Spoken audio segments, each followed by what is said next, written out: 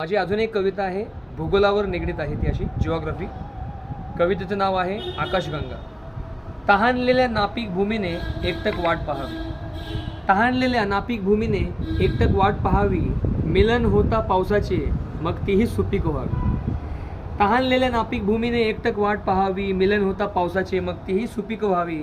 सुकलेल्या रानावनात सुद्धा हिरवळ यावी. सुकलेल्या रानावनात सुद्धा हिरवळ यावी. निर्वत अशा मनात सुगंधी दरवळ यावी. कोमेजलेली कळी अचानक फुलून यावी. कोमेजलेली कळी अचानक फुलून यावी. गालावरची खळी जराशी खुलून यावी. आनंदात विलीन होऊनी मग पृथ्वीही फिरत राहावी. आनंदात विलीन होऊनी मग पृथ्वीही फिरत राहावी. अमावस्येतही चंद्राने तिला लपून पाहावी. अमावस्येतही चंद्राने तिला लपून पाहावी. पृथ्वी चंद्राची फुगडी पाहुनी सूर्यकिरणेही मग प्रखर व्हावी. पृथ्वी चंद्राची फुगडी पाहुनी सूर्यकिरणेही मग प्रखर व्हावी. होता प्रेमळ स्पर्श ओझोनचा.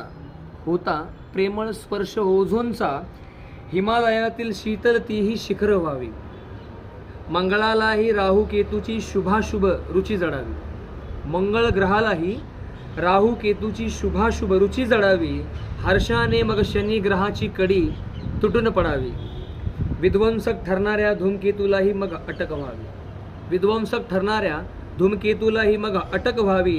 तेव्हा प्लुटोलाही सूर्यमालेत परत येण्याची इच्छा प्रगट व्हावी.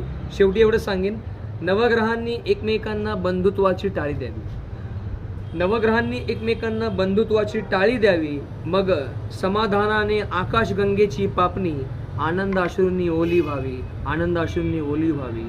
आनंद अश्रूंनी ओली व्हावी. ही आकाशगंगा आपल्या सर्व ग्रहांसाठी, सर्व नवग्रहांसाठी एक आईच आहे. म्हणून नवग्रहांनी एकमेकांना बंधुत्वाची टाळी द्यावी. म्हणजे काय, आपल्या समाजात आपल्या सर्वांना सोबत एकमेकांना आधार देऊन, सहकार्य करून, मदत करून एकमेकांना घेऊन पुढे जायचं. धन्यवाद.